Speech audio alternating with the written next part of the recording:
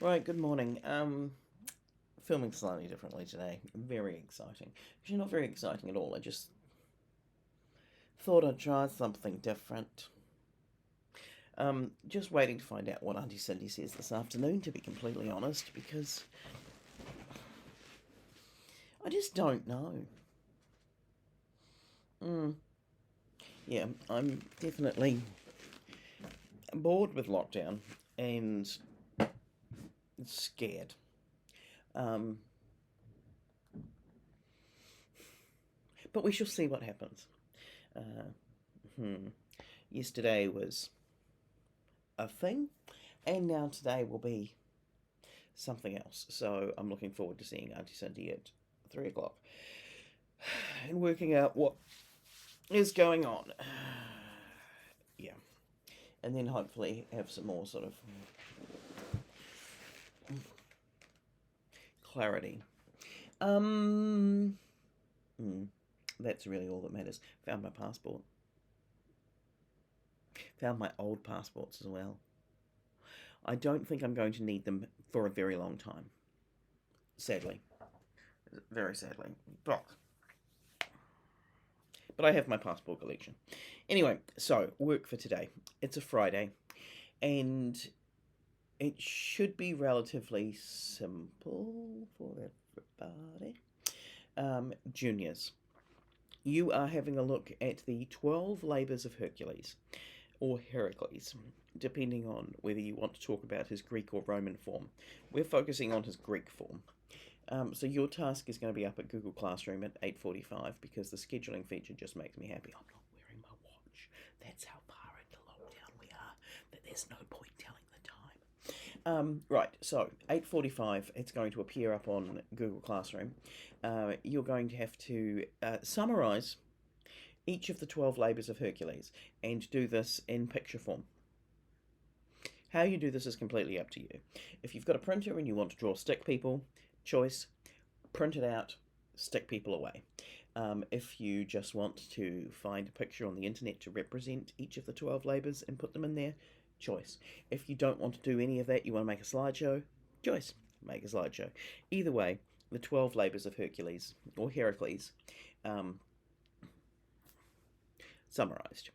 Year 12s, today you should be finishing your summaries of your two plays. So you should have a summary of play one and a summary of play two.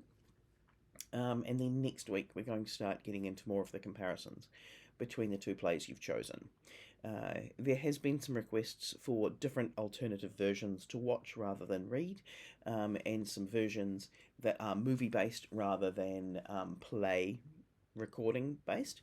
So I've had Mr. Anderson hunting down a few of those. So if you were after Othello or Hamlet in particular, I've got at least two versions of, well, one each of those on the in the performance drive, and I can share them with you if you like. So I'll go through the list and see who's got Hamlet down, who's got um, Othello, if anybody, and share those because they're pretty good. They've got Kenneth Branagh in them, and anyone who knows 17-year-old me, oh, how I had a crush on Kenneth Branagh. Probably because he directed a lot of Shakespeare. Let's be completely frank. I am not cool. Um, Year 11s, your task today, which really you shouldn't have to have a task because it's Friday. We don't have class on a Friday. It's a good question. It's a very good question. You don't technically have to do anything. But as long as you have watched Midsummer and you have broken it down into 12 things that happen in order, you should be fine. If you wanted to have a thought, a think for yourself about the theme of Midsummer and what the theme could be, or at least one of the themes, because there's quite a few of them there going on, and to just say, what do you think the play is really about? And summarize that as a sentence. That's pretty hard. Make it a paragraph. Because sometimes it's easier to use more words rather than less words. You know what I've just realised? I don't think I have a physical copy of Midsummer other than a collection of Oh no. I'm sure that I didn't.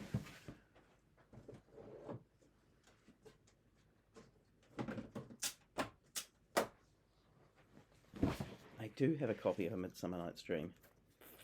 I have the smallest copy in the world of A Midsummer Night's Dream. And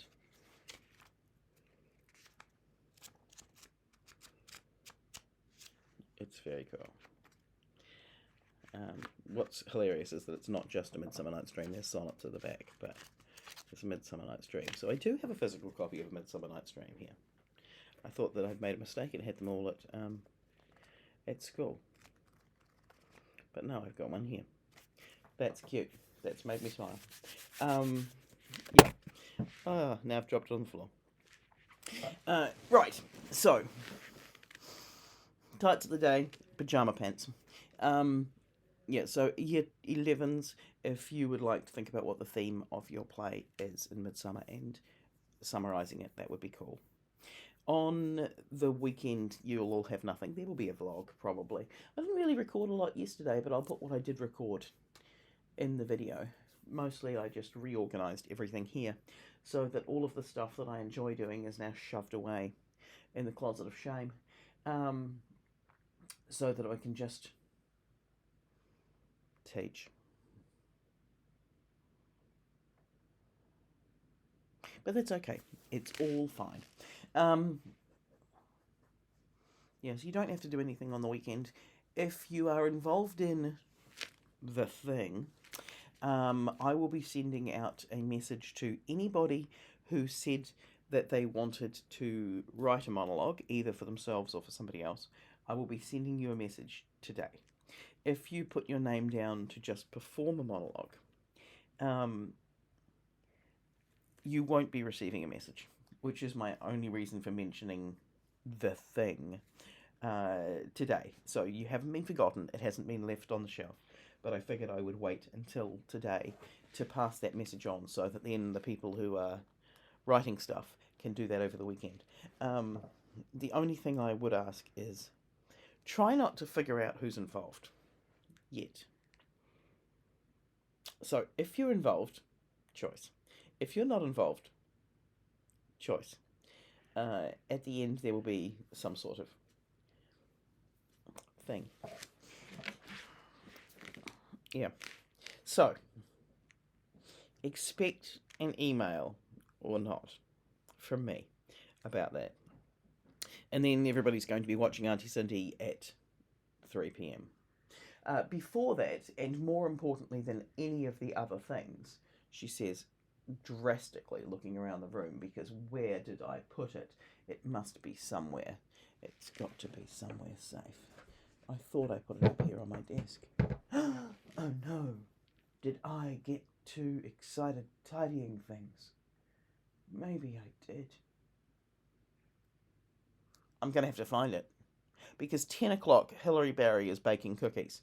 It's Formal Friday, so I was going to put on a dress for this video, but instead I slept in, because, well, we went for a 5k walk yesterday, discovered that it's 2.5 k's to Trina's house, walked there, had a conversation over the fence, as you do in lockdown, and then walked back, and then we went to the lake, and then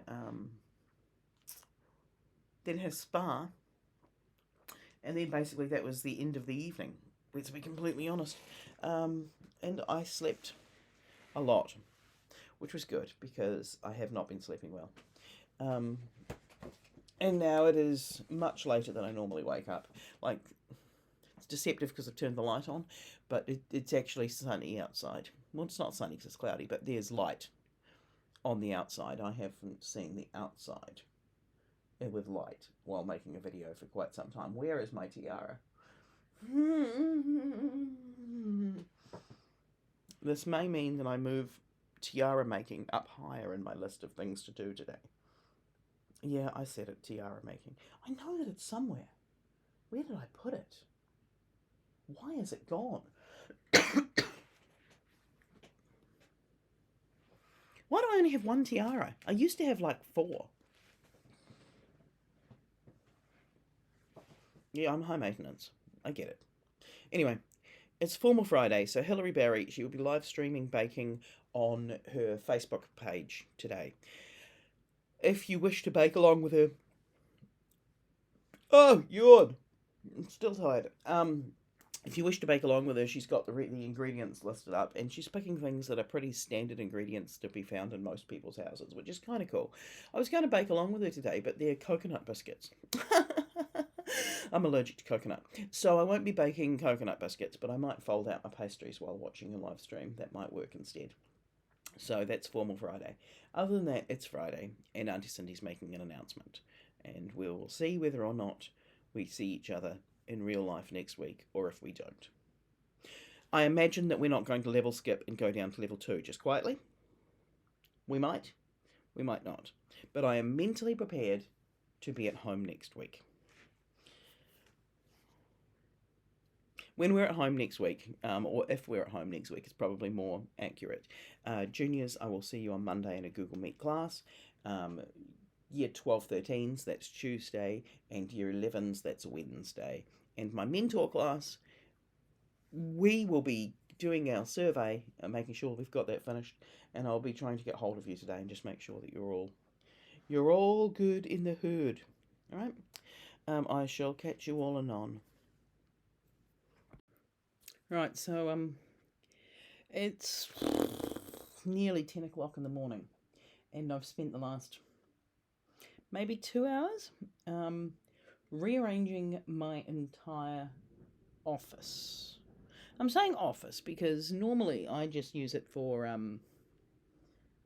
well, whatever it is I damn well feel like, to be completely honest, because I'm a grown-ass adult and I can do whatever I want.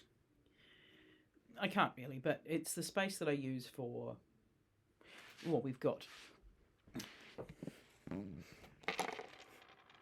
the wardrobes of shame, which are basically filled with fabric and yarn and abandoned projects and jackets that I don't need.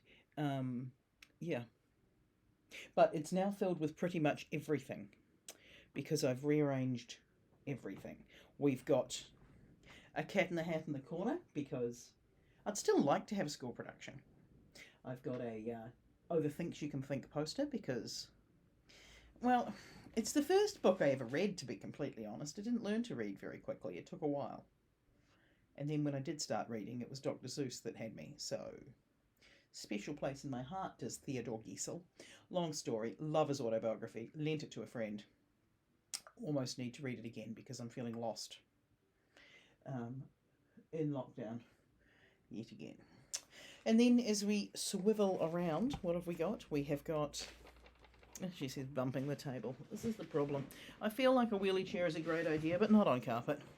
I've got my whiteboard. At some point, I'll dust it off and it'll be used for whiteboard things. There's whiteboard markers. There's even a whiteboard duster because for some reason home is not plagued like school as far as owning a whiteboard duster. I actually have one and it hasn't walked anywhere. What is bizarre though is that I know that I own several staplers, but do you think I can find one? No. No, I fear that I took my stapler to school to staple something, and now it will be forever gone. And then we've basically shoved every single craft project somewhere in there. It's not particularly organised, but at least they're in there. I know where my pens and pencils are, which is in there. I know where my stages are, they're there. If we want any ribbon, basically there's an entire container of it there. Here, not that I need any ribbon. I've got hats there. And then we swivel around a little bit further and we've reorganised the bookshelf. So now it's back to some books, some other books, mostly fantasy, some other books, mostly science fiction, let's be completely honest, and more fantasy. And going down further, we've got the collected works of Terry Pratchett, and then the bottom shelf that you can't see is